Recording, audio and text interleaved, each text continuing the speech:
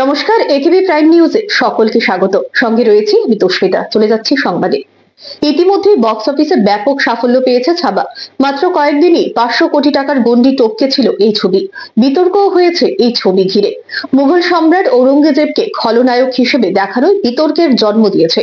তবে ছবির সাফল্যের প্রশংসা করেছিলেন প্রধানমন্ত্রী নরেন্দ্র মোদী। এবার সংসদে দেখানো হবে ছাবা।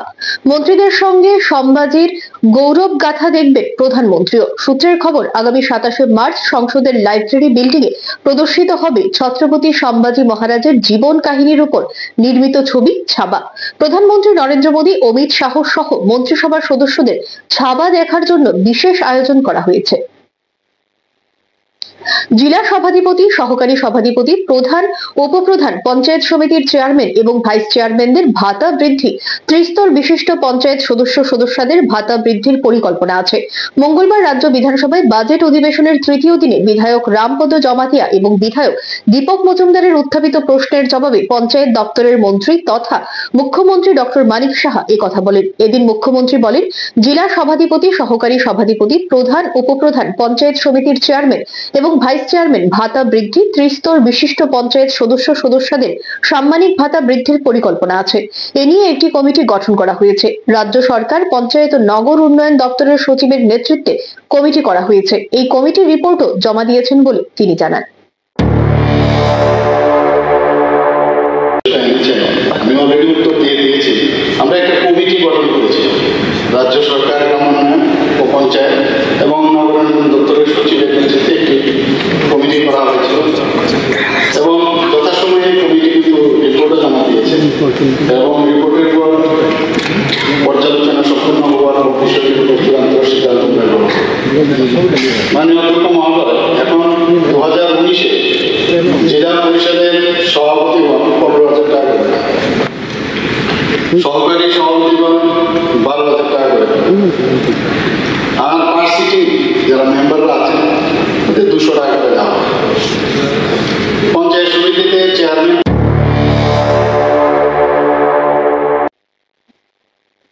ত্রিপুরা রাজ্যের বিভিন্ন শিক্ষা প্রতিষ্ঠানে চাকুরি সংক্রান্ত কেলেঙ্কারি নিয়ে এবার সরব হলেন কংগ্রেস বিধায়ক সুদীপ রায় বর্মন।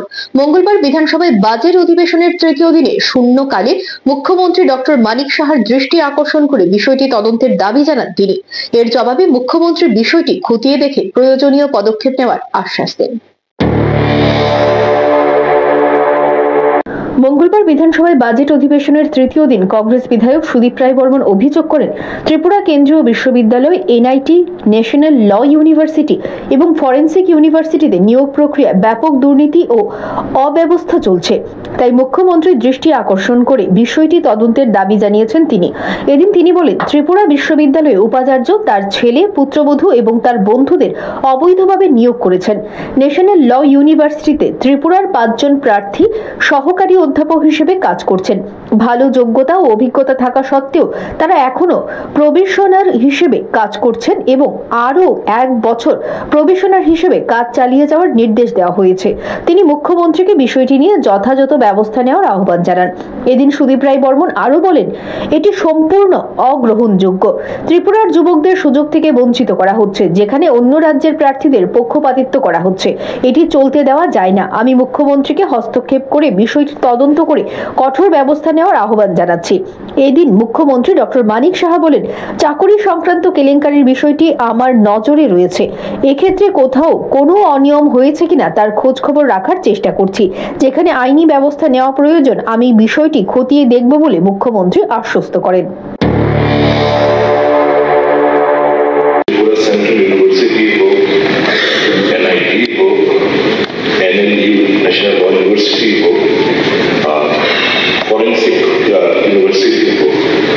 এখানে শিক্ষক, প্রশিক্ষক পদে নিয়োগের বেলায় ব্যাপক দুর্নীতি আমরা লক্ষ্য করছি, স্বজনপোষণ আমরা লক্ষ্য করছি এবং রেশিয়াল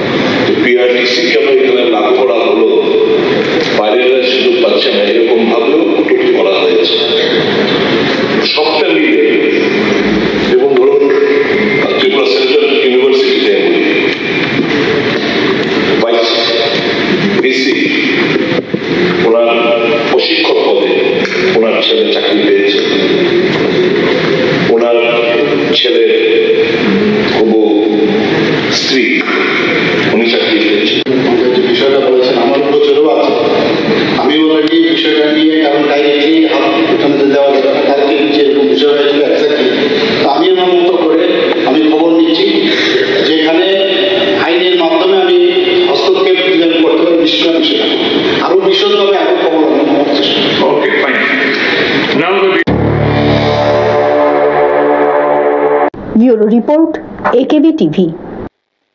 এখন সবাই বিজ্ঞাপনের জন্য ছোট্ট একটি বিরতি, সঙ্গে থাকুন।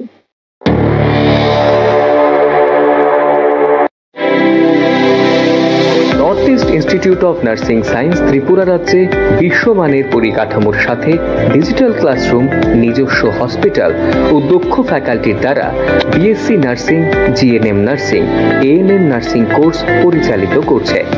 রয়েছে ভারত সরকার ও ত্রিপুরা সরকারের নার্সিং কাউন্সিলিংয়ের বিশেষ অনুমোদন। এছাড়াও ইন ক্যাম্পাস রয়েছে উন্নত মানের hostel facility, laboratory, library, indoor sports zone ও ওয়াইফাইয়ের সুবিধা। ছাত্রছাত্রীদের জন্য রয়েছে বাসের ফ্যাসিলিটি। তাই নার্সিং পড়তে এখন আর বহির্রাজ্যে নয়, নিজের রাজ্যে 100% প্লেসমেন্ট অ্যাসিস্ট্যান্সের সাথে নার্সিং পড়ার স্বপ্ন পূরণ করুন।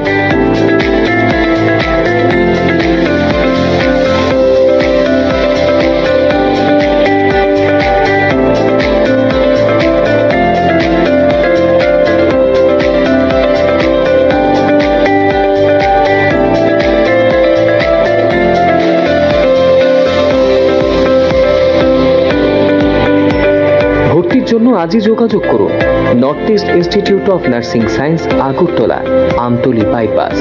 ফোন নম্বর 7085155609, 7005127202, 0381231506, 8257808056 অথবা ভিজিট করুন www.neins.ind.in, a unit of Devloke Hospital.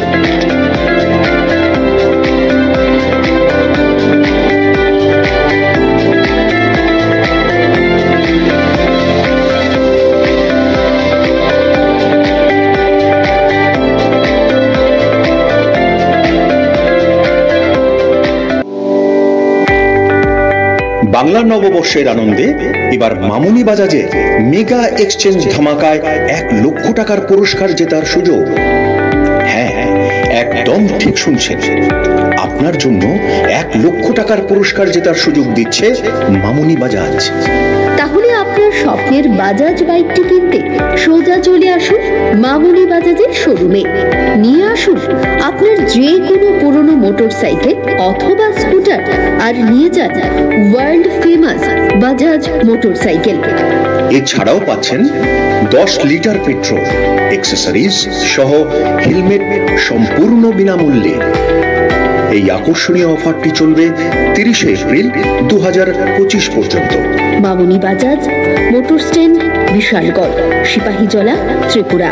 Phone number 9612133889, 9089440011।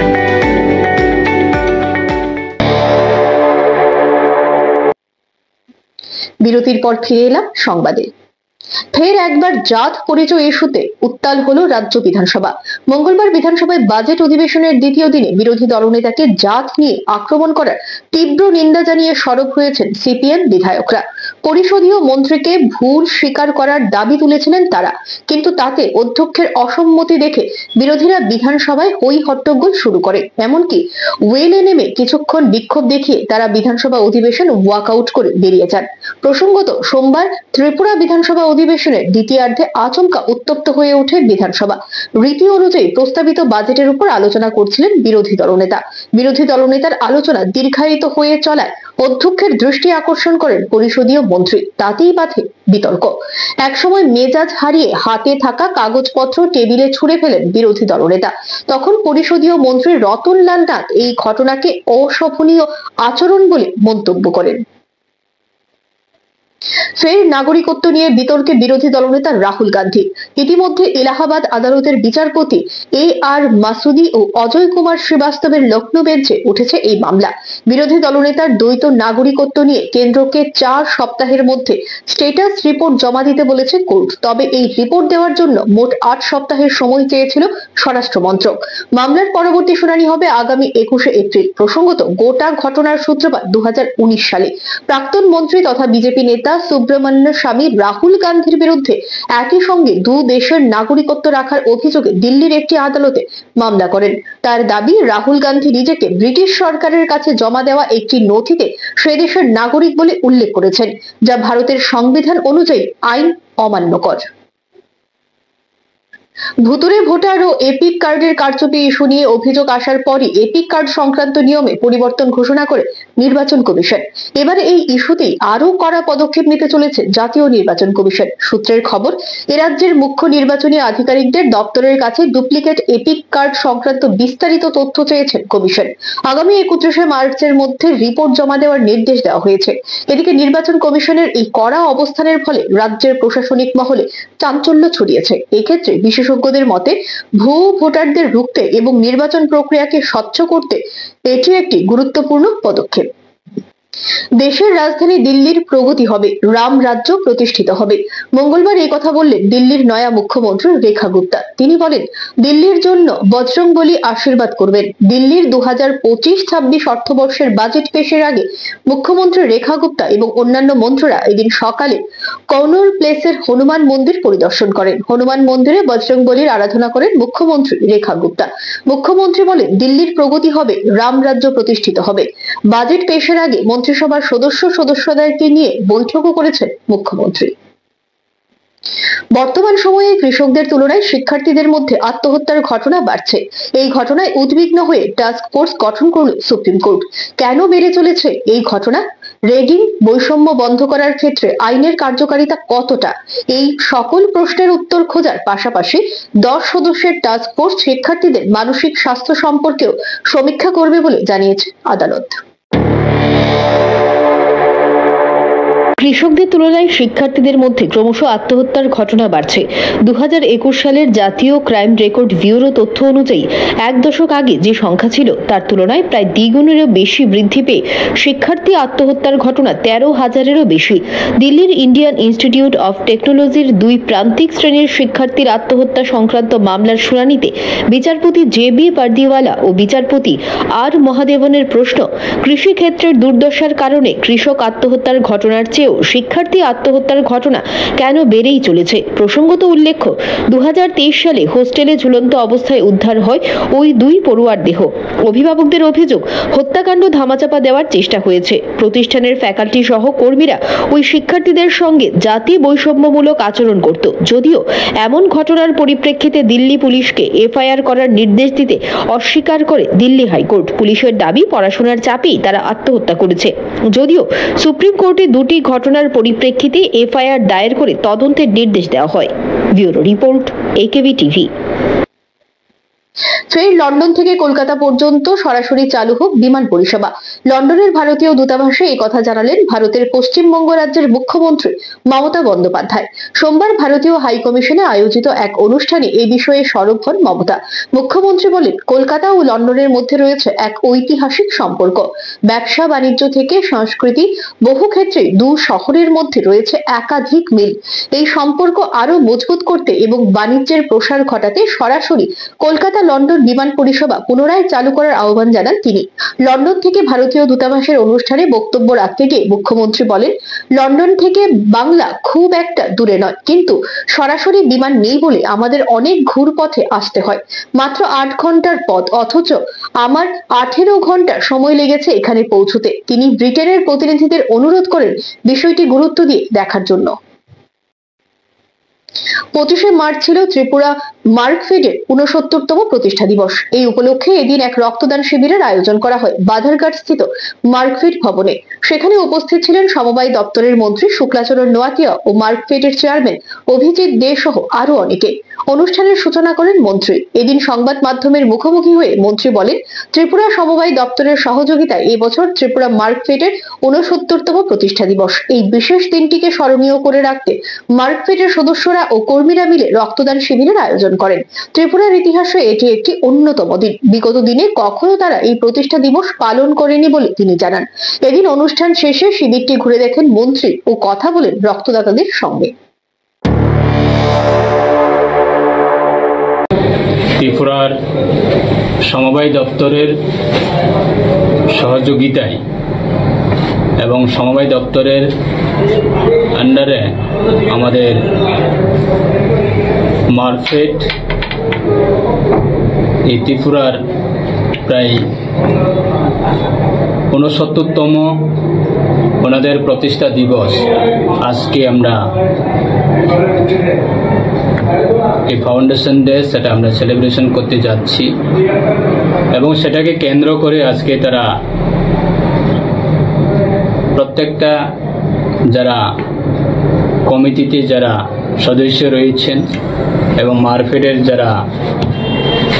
মারফেটের আন্ডারে যারা কাজ করে থাকেন তাদের উদ্যোগে আজকে ব্লাড ডোনেশন প্রোগ্রাম আমরা কিছুক্ষণের মধ্যে আমরা সেটা শুরু করতে যাচ্ছি এবং আজকে সেটা আমাদের ত্রিপুরার ইতিহাসে সেটা একটা অন্যতম দিন এই মারফেটে বিগত দিনে কোনো সময় তারা প্রতিষ্ঠা দিবস সেটা পালন করেনি। আবারও সময় বিজ্ঞাপনের জন্য ছোট্ট একটি বিরতি, সঙ্গে থাকুন।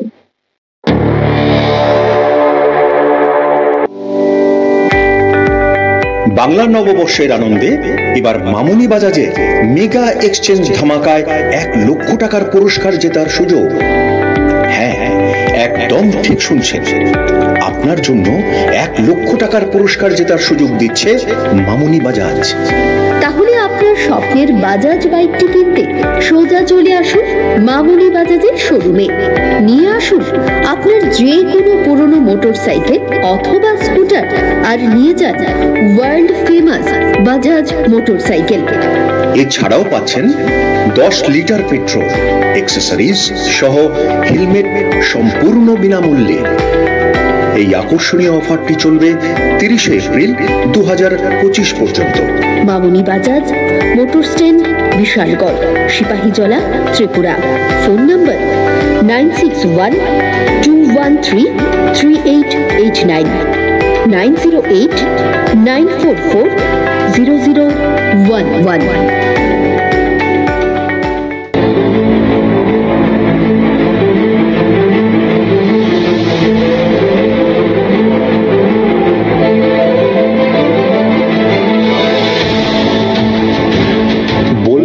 আপনারা শুনবো এবং শোনাবো আমরা।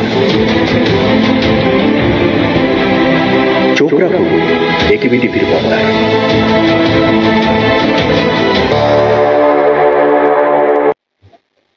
বিরতির পর স্বাগত সংবাদে। ফের গোপন খবরের ভিত্তিতে যোগেন্দ্রনগর রেল স্টেশন থেকে বিহারের 2 জন পাচারকারীকে প্রচুর সংখ্যক গাঁজা সহ আটক করেছে পূর্ব থানার পুলিশ। মঙ্গলবার সংবাদ মাধ্যমের মুখোমুখি হয়ে এসডিপিও দেবপ্রসাদ রায় জানান, সোমবার পুলিশের কাছে গোপন সূত্রে খবর আসে যে বিহারের 2 জন পাচারকারী 36 কেজি গাঁজা নিয়ে যোগেন্দ্রনগর রেল স্টেশনে আসছে। সেই মোতাবেক পূর্ব থানার ওসি রানা চ্যাটার্জির নেতৃত্বে একদল পুলিশ যোগেন্দ্রনগর রেল স্টেশনে অভিযান চালিয়ে এদেরকে 3টি ট্রলি সহ আটক করে থানায় নিয়ে আসে। 3টি ট্রলি থেকে মোট 36 কেজি গাঁজা উদ্ধার করা হয়। মঙ্গলবার এদেরকে আদালতে প্রেরণ করা হয় বলে তিনি জানান। গতকালকে গোপন সূত্রের খবরের ভিত্তিতে একটি অভিযান চালানো হয়, গাঁজা বিরোধী মানে নেশা বিরোধী অভিযান চালানো হয়। সেই অভিযানের মধ্যে বিশেষ করে নেতৃত্ব দেয় কমলা মোরা সিং, আমাদের পূর্ব থানার মহিলা অফিসার, এবং সঙ্গে আসিফ আলী এবং শ্যামল, ওনারা হচ্ছেন কলেজলা আউটপোস্ট থেকে, এবং টোটালি এই অভিযানটাকে নেতৃত্ব দিয়েছেন ওসি রানা চ্যাটার্জি। খবর ছিল যে 36 কেজি গাঁজা সহ, মানে গাঁজা সহ 2 জন ব্যক্তি যারা বিহারে বসবাসকারী, ওরা ত্রিপুরা থেকে গাঁজা নিয়ে যাবে এবং এটা আমাদের যোগেন্দ্রনগর রেল স্টেশন থেকে সেটা উঠবে। তো সেই অনুযায়ী প্লেন ক্লথে একটা টিম বসানো হয় এবং ঠিক 3টা, 3:30, 4টার দিকে ওরা তখন আসে যোগেন্দ্রনগর স্টেশনে। আসার পর তাদের কাছে কতগুলি লাগেজ পাওয়া যায়, যে লাগেজগুলি খুলে চেক করে ওদের কাছ থেকে 36 কিলোগ্রাম গাঁজা পাওয়া যায়, 8টা প্যাকেট সহ, এবং ক্যাশ 3000 টাকা এবং মোবাইল ফোন আছে, 2টো মোবাইল ফোন। অ্যাকর্ডিংলি এনডিপিএস অ্যাক্টের উপর একটি কেস হয়। তাদেরকে আজকে আমরা কোর্টে পাঠাবো এবং পুলিশ রিমান্ডে আনবো। এনে বিস্তারিত গাঁজার সোর্স থেকে আরম্ভ করে। মঙ্গলবার ভয়াবহ দুর্ঘটনা ঘটে মুঙ্গিয়াকামী থানাধীন 18 মুড়া পাহাড়ের কলই বস্তি এলাকায়। ঘটনায় কমপক্ষে 15 জন যাত্রী আহত হয়েছে। এর মধ্যে 4 জনকে গুরুতর আহত অবস্থায় উন্নত চিকিৎসার জন্য আগরতলা জিবি হাসপাতালে রেফার করা হয়েছে। জানা যায়, এদিন সকালে কলই বস্তি এলাকা থেকে একটি বোলেরো পিকআপ গাড়িতে করে প্রায় 20 জনের অধিক যাত্রী নিয়ে মুঙ্গিয়াকামী বাজারে আসছিল। এদিন ছিল মুঙ্গিয়াকামী হাটবার। এই এলাকাটি বিশাল উঁচু জায়গা, তার রাস্তাঘাট তেমন ভালো নয়। তখন উঁচু রাস্তায় উঠতে গিয়ে ব্রেক ফেল করে পেছনের দিকে গভীর গর্তে গাড়িটি উল্টে যায়। এর মধ্যে কয়েকজন গাড়ি থেকে লাফ দিয়ে নিজেদের জীবন বাঁচায়, অন্যান্যরা গাড়ি সহ রাস্তার পাশের নিচু জায়গায় চলে যায়। এরপর অন্য একটি গাড়িতে করে প্রত্যেককে তেলিয়ামুড়া মহকুমা হাসপাতালে নিয়ে আসা হয়।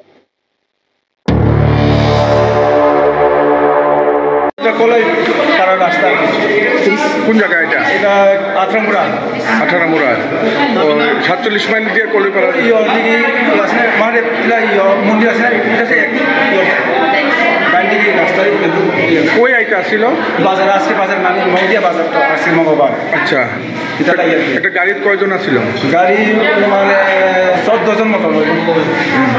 এটা কেমনে গাড়ি কই পড়ছে? গাড়ি আবার মধ্যে একবার টানছি উঠতে পারছে, পরে ব্রেক করলে কেমন লুঙ্গা পেটে গেছে। লুঙ্গা পড়ছো না? কি গাড়ি আসলো এটা? এটা বোলেরো পিকআপ।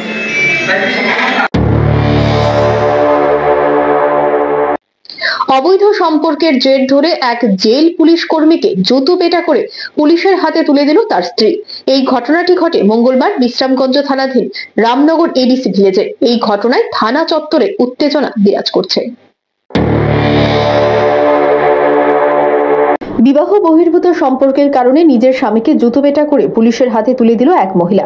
ঘটনাটি ঘটে মঙ্গলবার বিশ্রামগঞ্জ থানাধীন রামনগর এডিসি ভিলেজে। এক মহিলাকে পুলিশের সামনে চুলে ধরে টানা হেঁচড়া করার পর অভিযুক্ত জেল পুলিশ কর্মীকে জুতো পেটা করে বিশ্রামগঞ্জ থানা পুলিশের হাতে তুলে দিল তার স্ত্রী। ঘরে স্ত্রী ও সন্তান ফেলে বিশালগড় কেন্দ্রীয় সংশোধনাগারের পুলিশ কর্মী শম্ভু ত্রিপুরা রংমালা এডিসি ভিলেজের বিবাহিত অপর এক মহিলার সাথে ভালোবাসার সম্পর্কে জড়িয়ে পড়েন। শম্ভু ত্রিপুরা তার স্ত্রী ও সন্তানের উপর প্রতিনিয়ত শারীরিক ও মানসিকভাবে নির্যাতন করতেন বলে অভিযোগ। মঙ্গলবার সকালে ওই জেল পুলিশ কর্মীর স্ত্রী সহ তার শ্বশুরবাড়ির লোকজন ছুটে আসে রংমালা এডিসি ভিলেজ এলাকায়। সেই বিবাহিত মহিলার সাথে বিশালগড় কেন্দ্রীয় সংশোধনাগারের জেল পুলিশ কর্মীকে অসংলগ্ন অবস্থায় ধরে ফেলে তারা। তখন উত্তেজিত শম্ভু ত্রিপুরার স্ত্রী সহ তার শ্বশুরবাড়ির লোকজন এবং এলাকাবাসী সেই বিবাহিত মহিলাকে চুলে ধরে টানা হেঁচড়া করে ও পুলিশের সামনে বেধড়ক মারধর করে।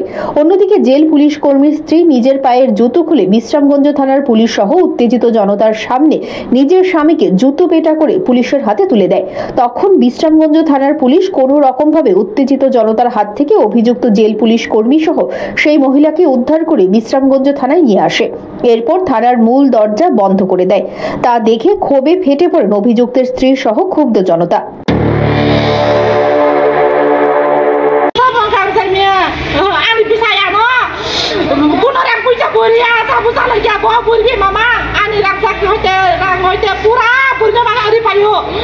তারপরে আনন্দ থাকে বুয়া কোথায় চাপানো যাই মেয়ে বিনি পুরো লাগা তো বড় কোক খেলে মানে ট্যাক্স খেলে মানে পুরা তো মাইও দেবেন না বমিয়া থুপাই ওরা আমার বাবু রমি চিনি তনি রেখা আনা সাও ও কানি নি সানি রমি তনি কা ফাই দিয়ে নাই তারপরে আমি ফাই কাগো তোলা নে আনি বুঝা না তুই নাই আনা সুগাই কাই আনি বুঝাই